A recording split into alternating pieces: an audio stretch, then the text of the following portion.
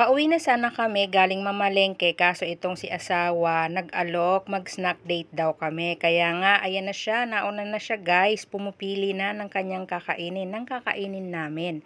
So, nandito kami ngayon sa Kinalasan ni Val. Dito lang yan sa San Agustin, Pili Kamsur. O, along the highway lang siya guys. So, yan ang kanilang menu. O, may ano dyan, may kinalas beef exotic. O, try nyo yan guys pag napadaan kayo. So, yan nga ang Kinalasan ni Val. Dito lang yan sa may San Agustin, Pili, along the highway.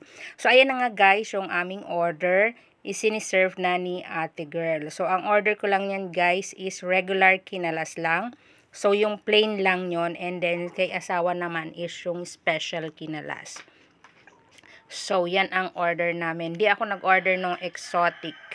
Pero pag napadaan kayo dyan guys, try nyo yung exotic kinalas. Kasi sabi, madami nagsasabi is masarap din daw yon. And madami din ang nagsasabing masarap daw talaga ang kinalas dito kay Val. Kaya, inyo nang i-try yan. So, yan yung surrounding nung Kinalasan ni Val. Along the highway lang siya guys. Try nyo pag napadaan kayo, kain kayo dito. Thank you for watching guys. Follow my social media account.